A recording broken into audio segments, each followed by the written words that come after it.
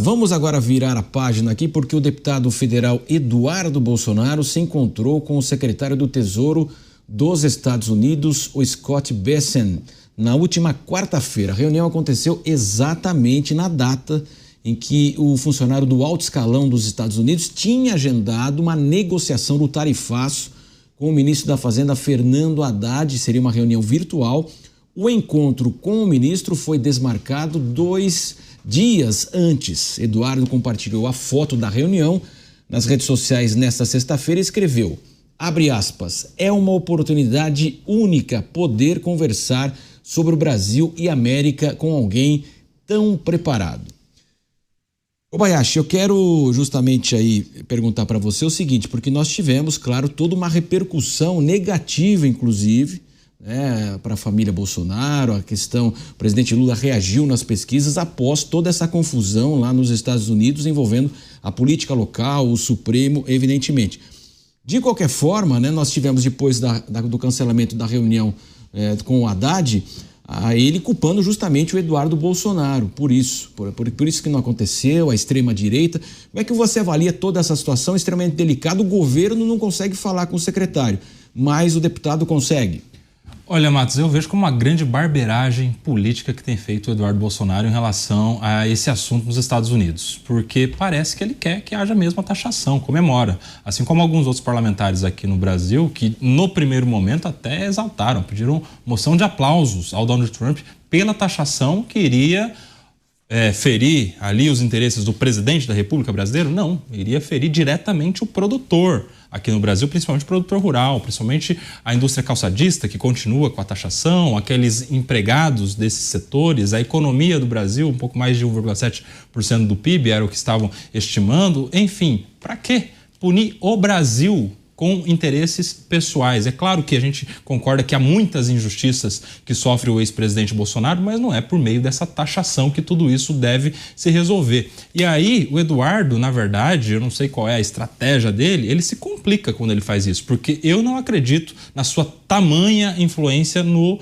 governo americano. Mas se ele reivindica essa influência, ele está só alimentando um processo contra ele de coação no curso do processo. Não acho que haja ofensa à soberania nacional, porque as decisões que estão aqui no Brasil continuam válidas, quem está preso continua preso, quem está investigado continua investigado. O processo do Jair Bolsonaro vai ser pautado agora para o mês que vem, então a soberania do Brasil está intacta, não há nenhum tipo de afronta, nenhum tipo de atentado que possa ter resultado útil. Mas coação no curso do processo, o Eduardo Bolsonaro está pedindo para responder com esse tipo de postagem. E isso não é uma crítica isolada, só de análise, não. Isso é também uma crítica de boa parte dos seus aliados. Alguns com um pouco mais de coragem de fazer essa reflexão, que tem os seus motivos óbvios, outros mais desencorajados a fazer qualquer tipo de crítica porque precisam da bênção do Jair Bolsonaro e da família Bolsonaro para as eleições que se aproximam no ano que vem. É inclusive uma maneira da estratégia política, uma maneira de dividir os interesses da oposição aqui no Brasil. Então, no meu ponto de vista, é um desserviço que ele tem feito em insistir numa taxação que politicamente não gera bons resultados, porque isso diminui a sua popularidade e que juridicamente só o complica em uma possível responsabilização por coação no curso do processo, que, segundo a minha análise, seria o único crime que ele poderia, em tese, responder se em algum momento nessa história toda se demonstrar o vínculo, o elo entre a atuação dele e as consequências, as sanções que têm chegado aqui no Brasil, que eu não acredito nessa influência toda. Como você falou em divisão, quem fez questão de fazer essa divisão foi justamente o governador Tarcísio de Freitas, sabendo que é o estado mais atingido. Houve até uma rusga com o Eduardo Bolsonaro. E como o Kobayashi detalhou, ele é deputado federal por São Paulo. O estado mais afetado é São Paulo, 50% de taxação, o estado seria o mais atingido. Então fica difícil, né, Dávila? O governador procurou aí responder, mas claro que ele está defendendo os interesses aqui do estado de São Paulo. É verdade. E, aliás, o deputado Eduardo Bolsonaro ficou bravo e chateado se o governador de São Paulo ou alguém fosse falar com autoridades americanas sem passar por ele. É um negócio inacreditável. Então, assim, e aí criticou não só o governador de São Paulo, que é um grande aliado do presidente Jair Bolsonaro, criticou a senadora Tereza Cristina, que é outra grande aliada e foi ministra da Agricultura. Ou seja, Nós temos que brigar com a esquerda, nós temos que brigar com o governo, não ficar arrumando rusga internamente entre nós, quando todos temos uma bandeira em comum. Então eu concordo com o Kobayashi, acho que o deputado Eduardo Bolsonaro errou muito na estratégia e não ajudou nem um pouco a direita, pelo contrário, só ajudou a aumentar a popularidade do presidente Lula, que estava no corner, não conseguindo responder aos escândalos terríveis do INSS, a uma situação econômica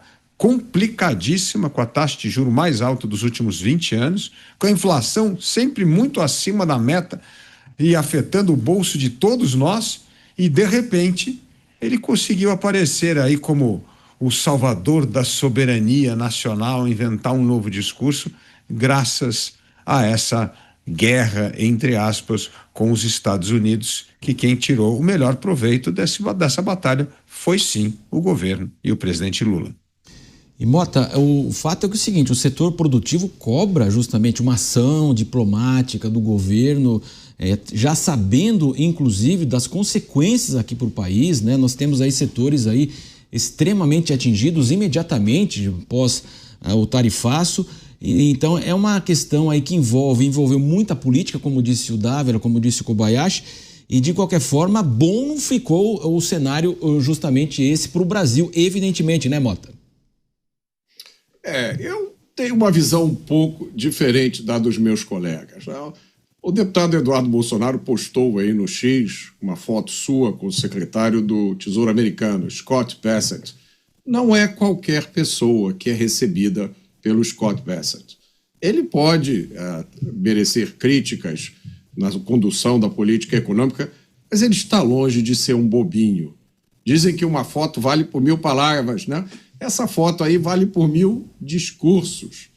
O deputado está sendo chamado por algumas pessoas de traidor porque foi denunciar no exterior violação de direitos humanos e absurdos legais que estão acontecendo no Brasil. Mas o que o deputado está fazendo é exatamente a mesma coisa que políticos de esquerda sempre fizeram neste país. Nenhum deles foi chamado de traidor ou ameaçado de ser processado. Os mesmos políticos de esquerda que sempre defendiam anistia ampla, geral e restrita e agora gritam sem anistia. Os mesmos que botavam uma fita na boca, lembram disso? E tiravam fotografia com cartaz censura nunca mais. Agora estão animadíssimos. A cada 15 dias eles pedem um projeto de lei novo para combater o discurso de ódio. Eu estive algumas vezes com o deputado Eduardo Bolsonaro, participei 2 vezes da conferência CEPAC, uma conferência de pensamento conservador que foi trazida para o Brasil por ele, e me impressionou como um político preparado, bastante acima da média dos nossos parlamentares. É um político que vem construindo há muitos anos relacionamentos internacionais importantes.